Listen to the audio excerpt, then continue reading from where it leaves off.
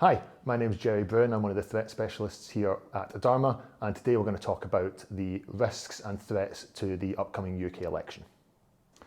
The biggest threat that we would expect to see is going to be a concentrated disinformation campaign led by a nation-state group.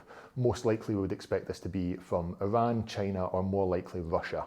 Russia in particular have been interfering with democratic election campaigns for at least the last 10 years. There's no indication that they would likely stop anytime soon. We've seen that against the previous UK elections, US elections, and the recent EU elections as well. Now, looking at what they would likely do, and previously we've seen them work in support of one particular party, but now with both the Conservatives and Labour coming out in support of Ukraine and continued support, alongside a commitment to increase defence spending and the nuclear deterrent, it's not immediately clear which party the Russians may come out in support of. Instead, they simply may aim to discredit the entire political system entirely. What they would likely seek to do is try and spread an idea of they're all the same, so why bother?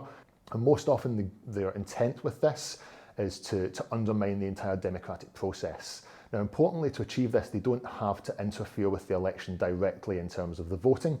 Instead, if they simply spread the narrative that there has been interference in the election, that can often be enough to achieve their end goals.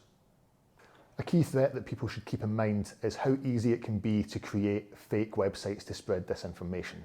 It's very easy for a group to set up a fake website imitating one of the political parties, and instead of having the usual .org, they could have .com or .co.uk. They could then create a clone of this website and use it to spread fake information around the party or around their manifesto.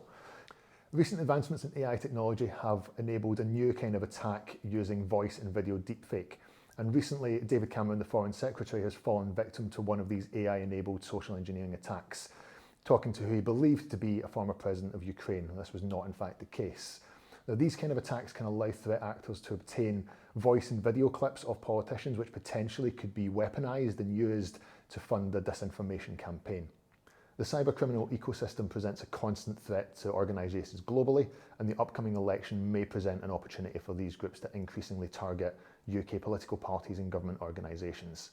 With the election looming and campaigning in full force, these groups may see that as an opportunity to target these groups, because the likelihood of them paying a ransom would be increased due to the upcoming election. Another threat to consider is that of hacktivist groups. Hacktivist activity has been increasing since the invasion of Ukraine in 2022, and this has only intensified with the current Israel and Palestine conflict.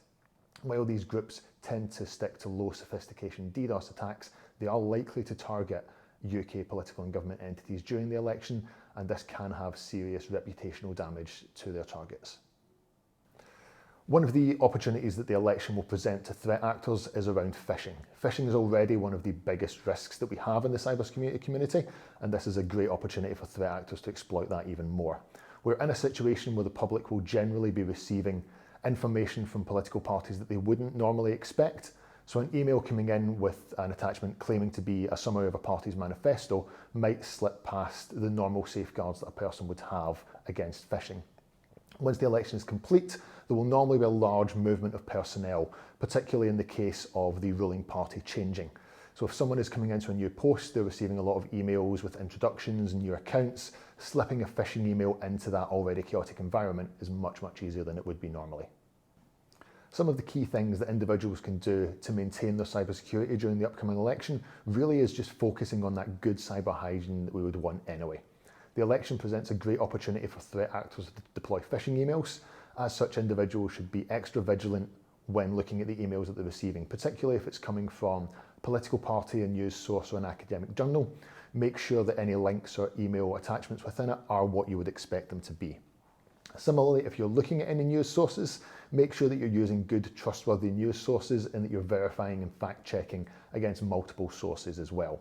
Particularly when it comes to social media, again, make sure you are doing fact-checking with other sources which you trust, and make use of community systems such as X's community notes in order to, again, verify and get some trustworthiness to that news. I hope you found this useful. If you have any further questions or you want to talk to us about your company's cyber resilience, please reach out to us at hello@adarma.com.